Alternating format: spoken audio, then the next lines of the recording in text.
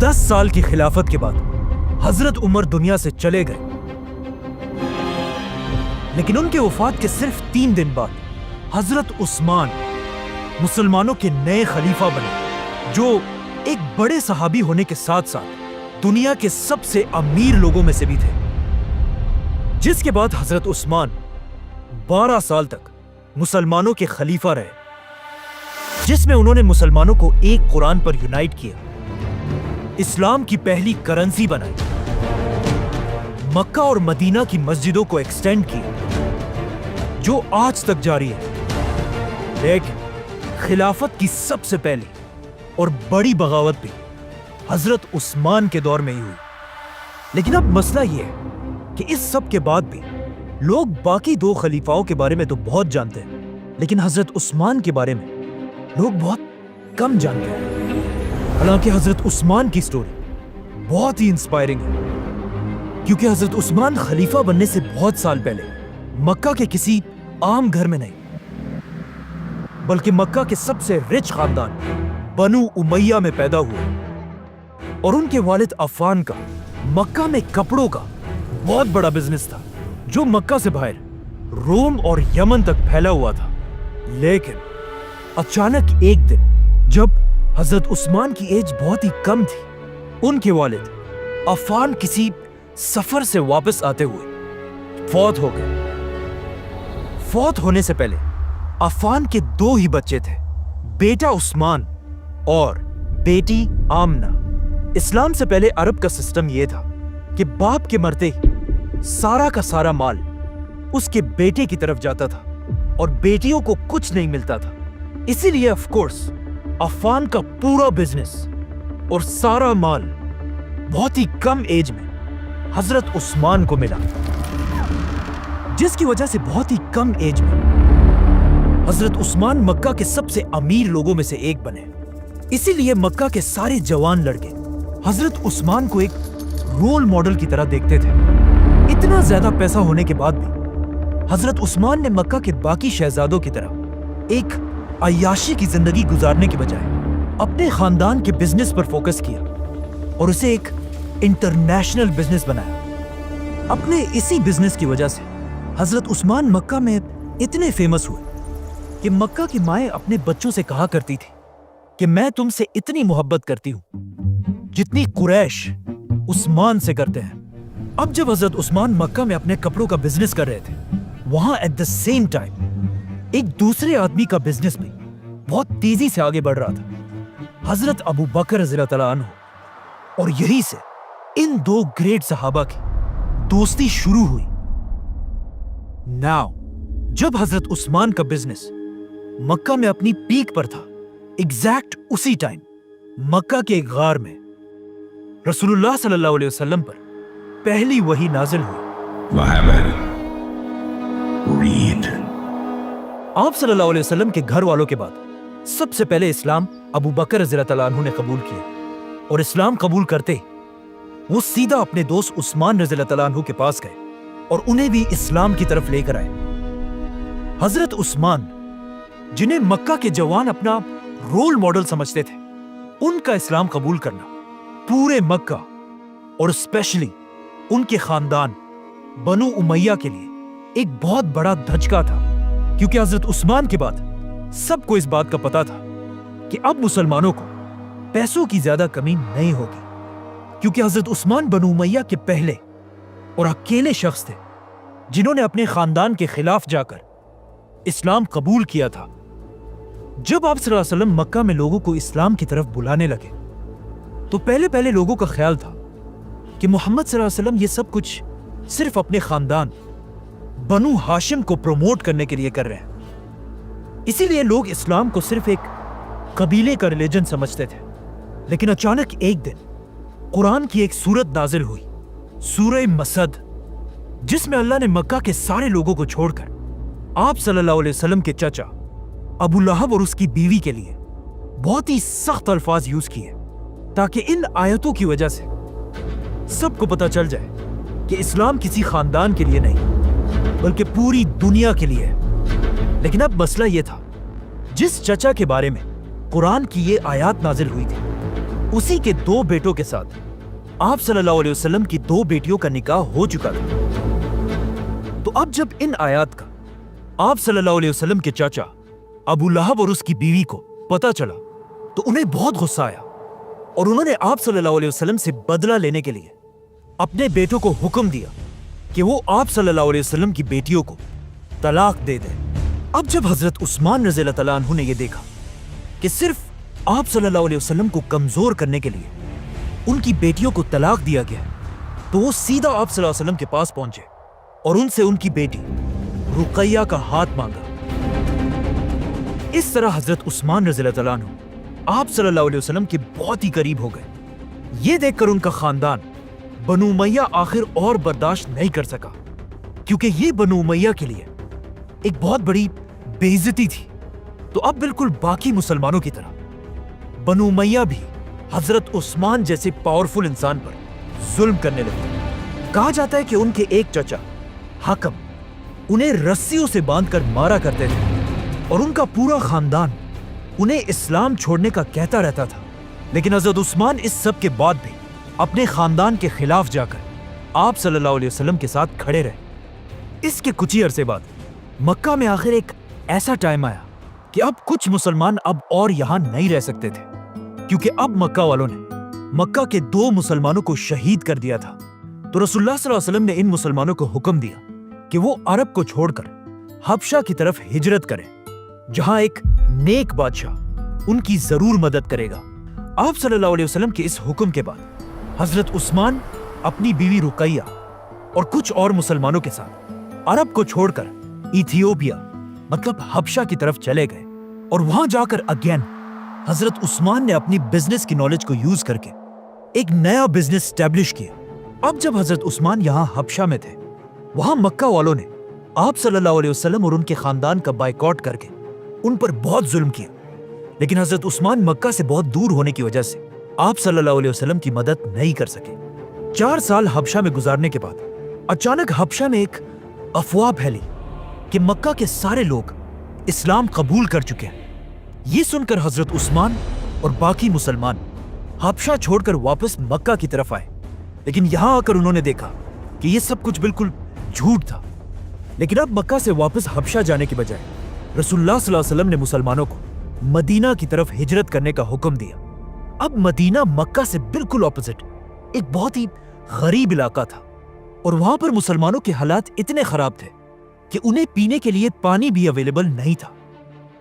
यह देखकर रसूलुल्लाह सल्लल्लाहु अलैहि वसल्लम ने मदीना के सारे मुसलमानों को जमा किया और उनसे कहा कि जो भी मुसलमान उस यहूदी से ये कुआं बेर रोमा खरीद कर मुसलमानों के लिए खोल देगा, उसकी जगह जन्नत में होगी। अब मदीना में ऑफ कोर्स कोई भी ऐसा नहीं था जो इतने सख्त हालात में इस कुएं को अफोर्ड कर सकता हो। लेकिन सिर्फ एक शख्स ऐसा था जिसका बिजनेस शाम, यमन और अब हबशा तक फैला हुआ था, हजरत उस्मान। हजरत उस्मान सीधा उस यहूदी के पास गए, लेकिन उस यहूदी ने कहा कि मैं ये कुआं नहीं बेचना चाहता, क्योंकि इस कुएं के पानी पर उसने टैक्स लगाया था और इस पानी को बहुत महंगा बेचता था। तो हजरत उस्मान ने इस यहूदी के साथ एक डील की और उससे आधा कुआं खरीदा। मतलब एक दिन ये कुआं हजरत उस्मान का होगा और एक दिन यहूदी का। उस यहूदी ने ये ऑफर खुशी से एक्सेप्ट कर ली। लेकिन कुछ दिनों बाद उसे पता चल गया कि ये उसने बहुत बड़ी गलती की है, क्योंकि जिस दिन ये कुआं हजरत उस्मान के पास होता था, उस दिन मदीना के सारे लोग आकर इस कुएं से पानी भरकर ले जाते थे और अगले दिन यहूदी के पास कोई भी पानी लेने के लिए नहीं आता था। मतलब इस कुएं से यहूदी की कमाई बिल्कुल खत्म हो चुकी थी। तो इस यहूदी ने हजरत उस्मान के पास आकर मजबूरन उन्हें सारा कुआं बेच दिया और इस तरह हजरत उस्मान ने 20,000 दरहम में यह कुआं खरीद कर मुसलमानों के लिए डोनेट कर दिया। यह हजरत उस्मान की इतनी बड़ी डोनेशन थी कि इसे आज तक पूरी दुनिया याद करती है, क्योंकि यह कुआं और इसके पास जमीन आज तक हजरत उस्मान के नाम पर सऊदी अरब में रजिस्टर्ड है। और इस कुएं और इसके आसपास जमीन से जितनी इनकम आती है, उससे हजरत उस्मान के नाम पर ही مدینہ میں ایک بہت بڑا ہوٹل بنایا گیا ہے. یہ ہوٹل ہر سال حضرت عثمان کے نام پر 50 ملین ریال کماتا ہے. 5 کروڑ ریال, جو آلموسٹ 400 کروڑ روپے بنتے ہیں, جسے پورا کا پورا غریبوں میں تقسیم کر دیا جاتا ہے. مطلب حضرت عثمان واحد صحابی ہیں جن کے نام سے آج تک اللہ کی راہ میں کروڑوں دیے جاتے ہیں.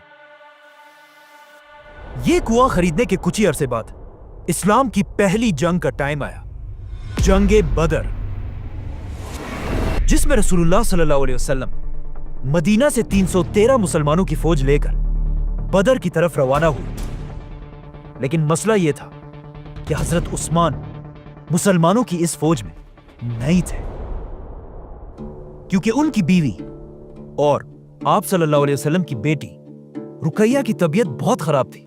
اسی لیے آپ صلی اللہ علیہ وسلم نے حضرت عثمان کو مدینہ میں رہنے کا حکم دیا. لیکن اب جب آپ صلی اللہ علیہ وسلم اور مسلمان جنگ بدر لڑنے میں بزی تھے, وہاں ان کی بیٹی رقیہ کی طبیعت بہت خراب ہوئی اور وہ اس دنیا سے چلی گئی. جب رسول اللہ صلی اللہ علیہ وسلم جنگ بدر جیت کر واپس مدینہ پہنچے تو مسلمان بہت خوش تھے اور جنگ جیتنے کا جشن منا رہے تھے. لیکن اسی وقت آپ صلی اللہ علیہ وسلم کو ان کی بیٹی رقیہ کی موت کی خبر دی گئی, جس پر آپ صلی اللہ علیہ وسلم کو اس جیت کے دن بھی بہت دکھ ہوا. رقیہ رضی اللہ تعالی عنہا کی موت کے بعد مدینہ کے لوگوں نے دیکھا کہ حضرت عثمان بہت ہی دکھی اور پریشان رہنے لگے, اور جب ان سے پوچھا گیا تو انہوں نے بتایا کہ رقیہ کی موت کا دکھ تو مجھے ہے ہی, لیکن مجھے اس بات کا بھی غم ہے کہ ان کے جانے کے بعد میرا رشتہ رسول اللہ صلی اللہ علیہ وسلم کے ساتھ ٹوٹ چکا ہے. یہ سن کر آپ صلی اللہ علیہ وسلم نے اپنی دوسری بیٹی ام کلثوم کی شادی بھی حضرت عثمان سے کرائی, جس کے بعد حضرت عثمان کا نام ذو النورین پڑا, مطلب 2 نوروں والا.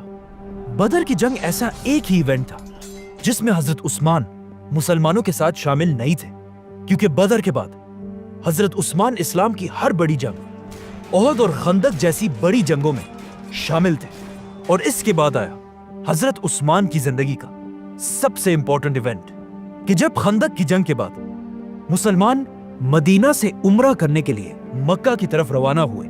جیسے ہی مسلمان مکہ کے قریب پہنچے, رسول اللہ صلی اللہ علیہ وسلم نے حضرت عمر کو حکم دیا کہ جاؤ اور مکہ کے لیڈر ابو سفیان سے بات کرو کہ ہم کسی جنگ کے لیے نہیں بلکہ صرف اور صرف عمرہ کرنے کے لیے آئے ہیں. یہ سن کر حضرت عمر نے آپ صلی اللہ علیہ وسلم سے کہا کہ میرا خاندان مکہ میں اتنا سٹرونگ نہیں ہے کہ وہ میری حفاظت کر سکے, آپ میری جگہ عثمان رضی اللہ تعالیٰ عنہ کو بھیجیں, کیونکہ ان کا خاندان بنو امیہ ہے جن سے اس وقت مکہ میں کوئی بھی طاقتور نہیں ہے. آپ صلی اللہ علیہ وسلم کو بھی یہ بات پسند آئی اور انہوں نے حضرت عمر کو چھوڑ کر اس اتنی امپورٹنٹ ڈیل کے لیے حضرت عثمان کو بھیجا. اب جب حضرت عثمان مکہ کی طرف چلے گئے تو لوگوں نے یہاں آپ صلی اللہ علیہ وسلم سے پوچھا کہ کیا ایسا ہو سکتا ہے حضرت عثمان سب سے پہلے جا کر کعبہ کا طواف کر کے واپس آ جائے؟ تو رسول اللہ صلی اللہ علیہ وسلم نے کہا کہ جتنا میں عثمان کو جانتا ہوں وہ مجھ سے پہلے کبھی بھی طواف نہیں کرے گا.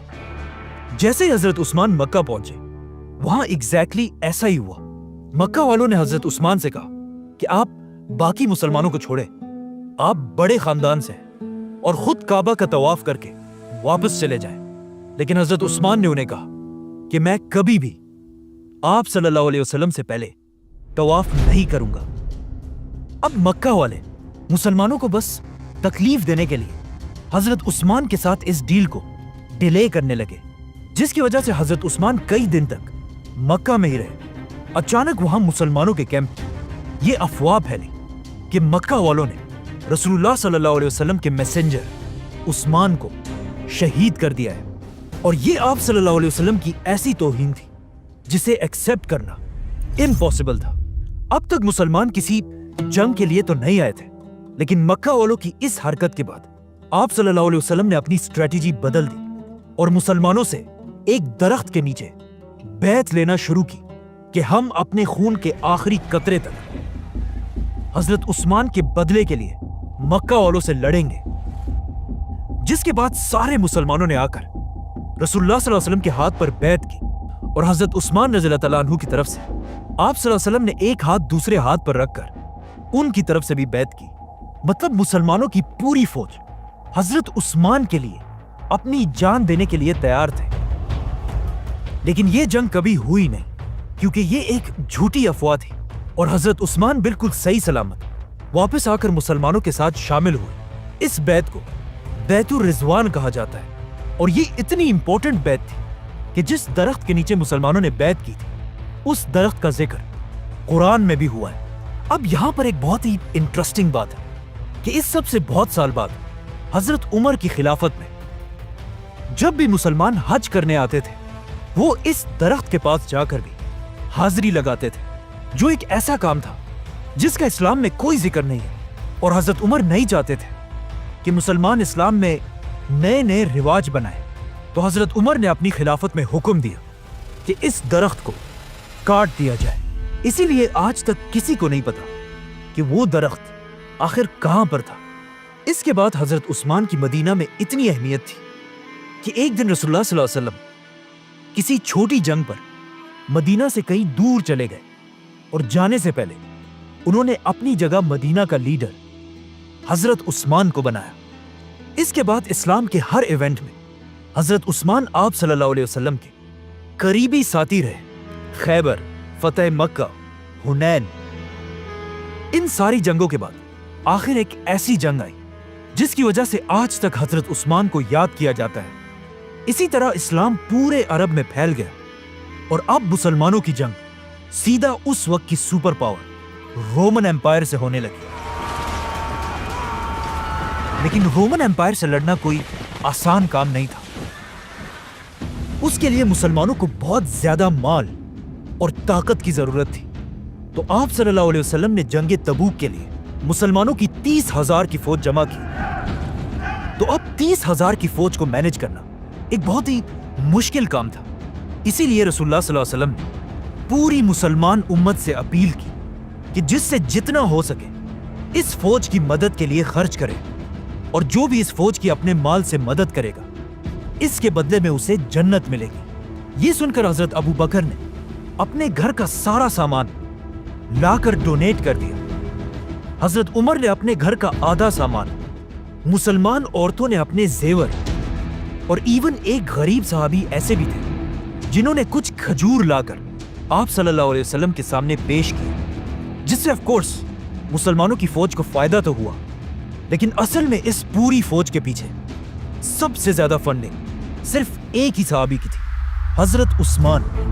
جب مسلمان ہر طرف سے تبوک کی جنگ کے لیے جمع ہونے لگے تو حضرت عثمان نے ان کے لیے سب سے پہلے 1,000 اونٹ، 70 گھوڑے، 10,000 گولڈ کوئنز، 70,000 سلور کوئنز، یہ سب مسلمانوں کی فوج کو ڈونیٹ کر دیے، جس کا اگر آج حساب لگایا جائے تو یہ بلینز آف روپیز بنتے ہیں۔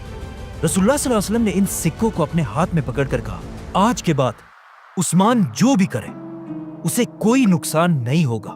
حضرت عثمان اور باقی مسلمانوں کی مدد سے مسلمانوں کی فوج مدینہ سے رومن ایمپائر کی طرف روانہ ہوئی، لیکن یہ فوج اتنی بڑی تھی کہ صرف اس کے کھانے پینے کا خرچہ بھی بہت بڑا تھا، اور کچھ ہی دنوں بعد اس فوج کے کھانے پینے کا سامان ختم ہونے لگا اور لوگ رسول اللہ صلی اللہ علیہ وسلم کی طرف مدد کے لیے دیکھنے لگے۔ یہ دیکھ کر حضرت عثمان فل سپیڈ گئے اور ایک بار پھر کئی اونٹوں کو کھانے پینے کی چیزوں سے بھر کر مسلمانوں کی فوج کی طرف لے کر آئے۔ جب آپ صلی اللہ علیہ وسلم نے حضرت عثمان کے اس قافلے کو دور سے آتا ہوا دیکھا تو وہ بہت خوش ہوئے اور انہوں نے لوگوں سے کہا کہ وہ دیکھو، تمہاری مدد کے لیے سرخ اونٹ سامان لا رہے ہیں۔ اور جیسے یہ قافلہ پہنچا، آپ صلی اللہ علیہ وسلم نے اللہ سے دعا کی کہ یا اللہ، میں عثمان سے خوش ہوں اور آپ بھی عثمان سے راضی ہوں۔ اب مسئلہ یہ تھا کہ جیسے ہی مسلمان تبوک کی جنگ کے لیے پہنچے، رومن ایمپائر کی فوج پہلے ہی وہاں سے بھاگ چکی تھی، مطلب کوئی جنگ ہوئی نہیں۔ تو اب چاہیے تو یہ تھا کہ حضرت عثمان اپنا سارا ڈونیٹ کیا ہوا مال مسلمانوں کی فوج سے واپس لے لیتے، لیکن انہوں نے ایسا نہیں کیا۔ اور جنگ نہ ہونے کے باوجود بھی اپنا یہ سارا مال مدینہ کی ریاست کو ڈونیٹ کر دیا۔ اس طرح آپ صلی اللہ علیہ وسلم اپنے آخری دن تک حضرت عثمان سے خوش رہے۔ اسی لیے ان کی وفات کے بعد اسلام کے پہلے خلیفہ ابو بکر رضی اللہ تعالیٰ عنہ نے حضرت عثمان کو اپنا بڑا منسٹر بنایا، اور حضرت عثمان اسی طرح اپنے بزنسز کی طاقت سے مسلمانوں کی اس خلافت کو سپورٹ کرتے رہے، جس کے بعد حضرت عمر کی خلافت میں بھی حضرت عثمان ان کے سب سے بڑے منسٹرز میں سے رہے۔ لیکن جیسے ہی حضرت عمر کی شہادت کے بعد حضرت عثمان مسلمانوں کے خلیفہ بنے، رومن اور پرشین امپائر کے بادشاہوں کو سمجھ آ گئی کہ یہی ٹائم ہے مسلمانوں کی اس خلافت کو ختم کرنے کا، اور انہوں نے مسلمانوں کی اس خلافت پر ہر طرف سے حملہ کر دیا۔ تو اب حضرت عثمان نے یہ پروف کرنا تھا کہ وہ حضرت عمر کی اس اتنی بڑی خلافت کو ڈیفینڈ کر سکتے ہیں یا نہیں۔ سبسکرائب